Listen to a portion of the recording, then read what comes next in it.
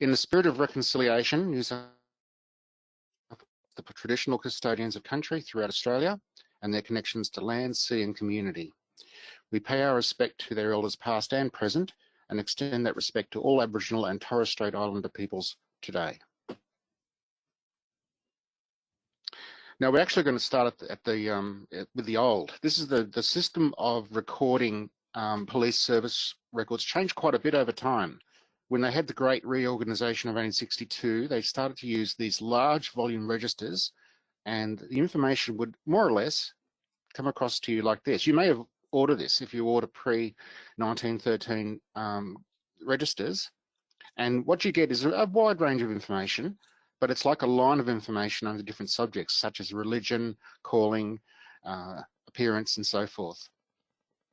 So what they decided, and I find this fascinating, is that they decided that it'd be much more efficient if they moved to a card system, which brings us webinar. In 1913, and across the whole of the public service, there are changes in every department around that time. They changed from using the big volumes to using cards. Now, from their point of view, they don't have to store hundreds of volumes because there's 2 or 3 people still in service. They just keep the cards that are in service, and then they can retire the cards or not. So in a sense, they were saving room and saving cost and making it all more efficient. It sounds so much like today with our move to digital. So we now move to what is AK724, which is our topic for today, the police service cards. There's an example there. A lot of the same things that you get with the registers, but what's interesting is the differences. They go further into examinations and qualifications, what district and station people were at, what duty and cause and date of leaving the force. In fact, you get a lot of colour, a lot of colour. Now, this is the access condition straight out of the Register of Evidence, and it says, it's an unusual one, it says 30 years from separation. So in general, these things are all closed 30 years, so that if your person, let's say, in 1980, I'm doing math, that's a big mistake on live. Let's say in 1990, you could see everything up to 30 years ago, which is now 91, I believe. But if the separation was after that 91, in fact it's 81, then everything in the whole record, including the earliest stuff, is also closed. Now I'm going to help you with that a little bit later on, but it's an interesting reality of this particular type of card. They're 30 years from separation, so whenever they left the force, 30 years from that time, they're closed. So how to access? It's a common question, I believe, in the community. The first way is the reading room. These are cards that are still physically available in the reading room, and you get to handle them. You'll see a few today and see if you would like to make the effort. You can copy order. I will be teaching you how to do that in some detail shortly. And for careers that were in that 30 years ago period where their service ended in the last 30 years, there's a contact details. You have to go through the GIPA process by contacting the police info unit, and you move on from there. They'll advise you on how to access the records. They can give you permission, and they'll tell you where they are. So this is our series page for the topic, the police service, cover 1913 to circa 1986.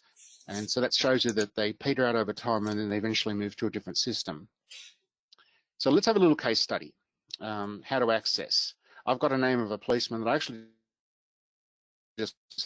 his name was Maurice Raymond McDermott, and this is his photo.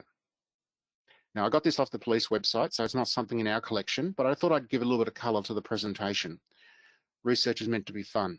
And the first option is obviously reading room access. So this is what you would do if this is the way you wanted to go. If you were coming to the reading room, I've got that information, Maurice Raymond McDermott.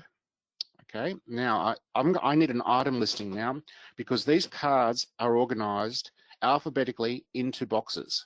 So with an item listing, I can work out what box it's in. Now, in the future, in the near future, they're going to be a little icon of the item listings, but they're not there as of today. And this is an example of what they look like. It's literally just a list of, as we received them from the police, I imagine, or they were verified on site. This is a list of all of the boxes and what letters of the alphabet they have in each box. So if we look at page 2 and we go down to the bottom, we find that McDermott will be in box 84. So now I know his item details, his name, because there is, and I know their box, I can go forward into our systems. Now that little clipboard there means I can make an order in catalog. I'll just move my little bit of information up there. There we go. And now I always do this. I have the series on the page because I just copy and paste to the left, from left to the right. It sort of makes it easy, and also means that you're not going to make any silly typos. Not that I've ever done that before. And so you can see I've copied and pasted 2 items.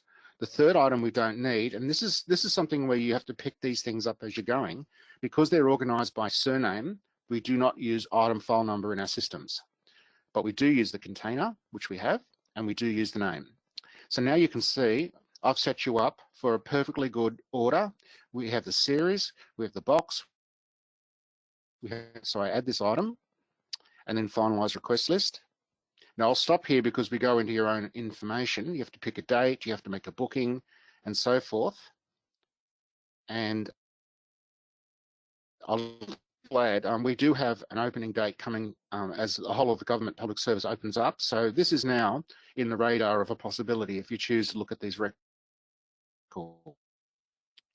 Now, online copy service is available for people who don't feel they can come to the reading room. And I'll show you the easy technique to do this. You click on copy services. Now there's information on this page, but the part that I think is most useful is the copy service form. You can see all the details, the payments, there's an admin fee, there's a copy fee, and payment options and so forth.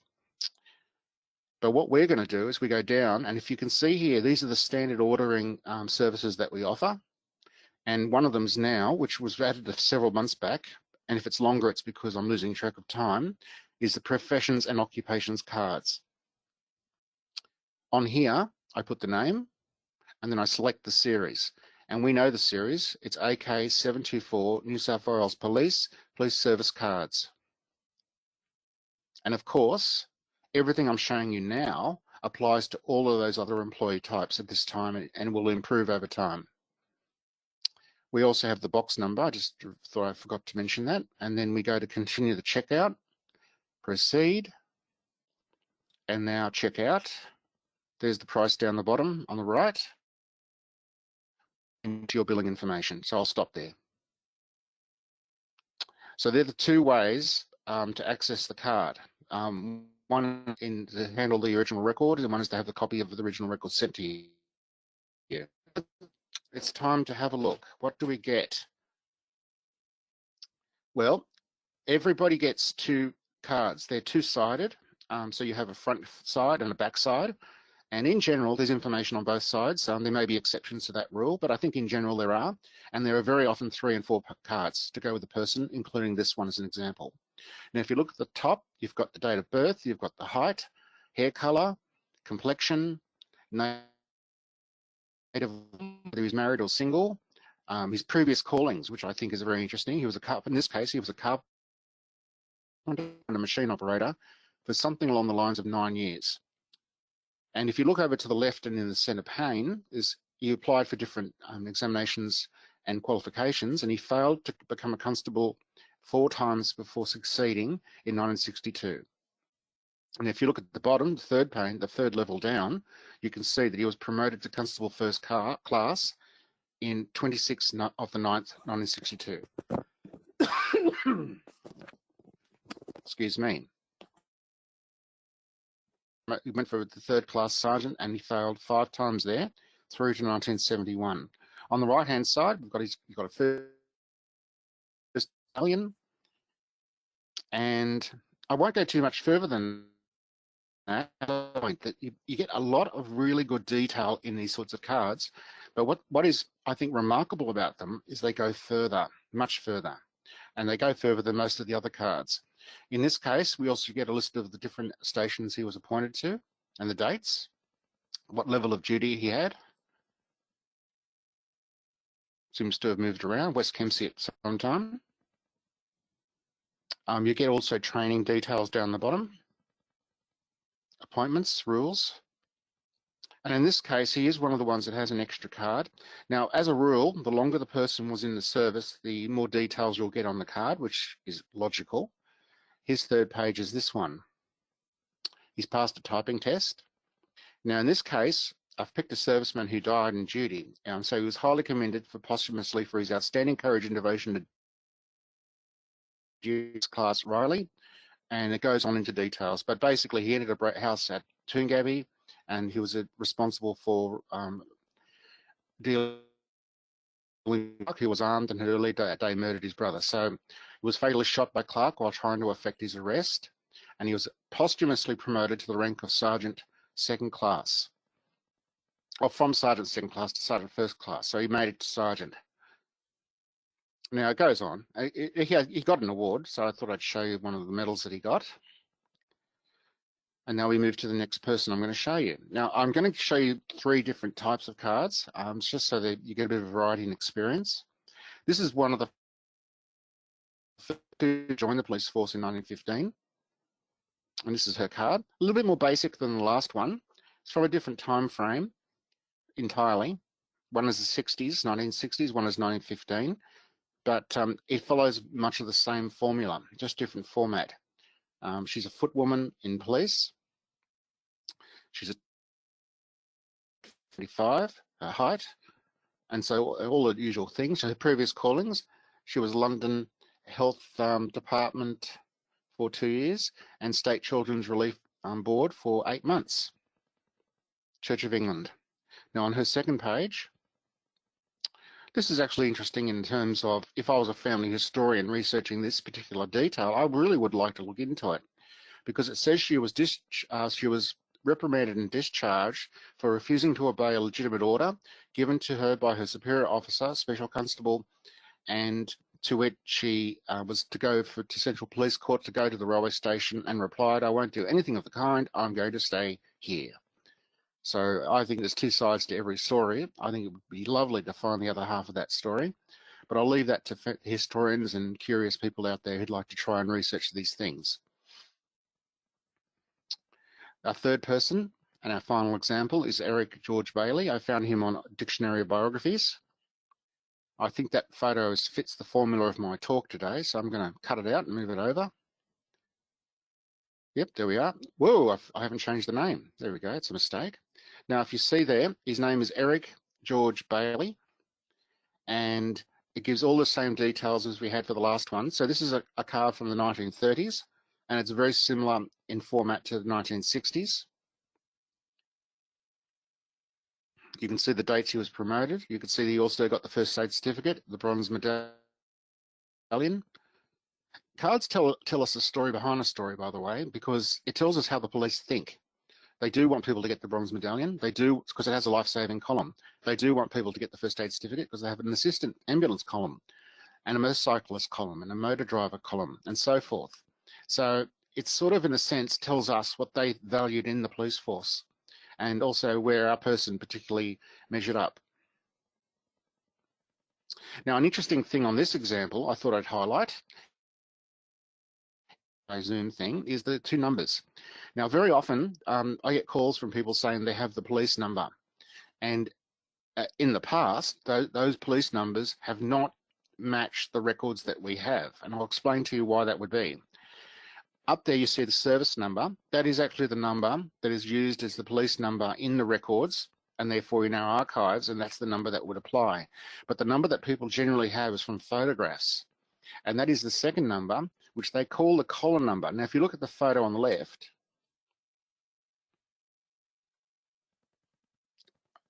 I just have a pause here. I'm just trying to work out why. Yep, there we are.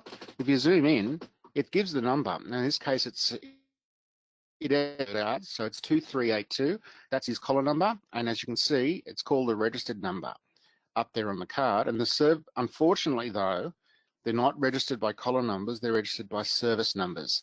So generally speaking, we don't have a way of matching that in yet when we're searching for people.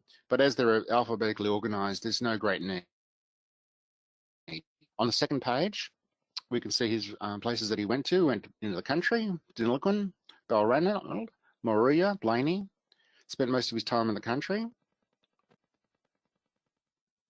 And on the second page, we have more information. It was a neglect of duty in that little section there. Oh, the first one's actually interesting. Royal Life Saving, Proficiency Certificate and Bronze Medallion. So they record your achievements. And I also found it interesting when I looked at the card, it says offence or special service. So you're going to get one or either. The second one is a neglect of duty, but without going too far down the rabbit hole of this one record, he was meant to go to a certain spot and didn't do it. So it's a very similar story to Maud, who from just a few minutes ago. And I would love to know the circumstances of that. That's just how it's recorded. There's no judgment from me. Now, on the fourth page, we have highly recommended for bravery, cool-headedness and devotion to duty displayed in effecting the arrest at Bateman's Bay of an interstate criminal named Robert Jenkins, and it does say at. For a moment, I balked because I thought that's a modern thing. At Jenkins and Alexander Kennedy, entry is inserted by recommendation of Committee of Appraisement. Highly commended and granted 6 months seniority for conspicuous bravery. He was given and then he was posthumously promoted to the rank of Sergeant Third Class. Now, when I was looking for cards, I looked for cards that had a little bit of length in them, but I found two that ended up being deceased. But I think they're actually very good for showing you the kind of detail that you can get off these cards. Things happen. So when things happen that are good or when things happen that are bad, you get those extra details and it fleshes out the story of the person you're researching. So today's webinar was a quick look at the police cards. I hope you enjoyed it. The focus was to show you how to access them and also the value of accessing them.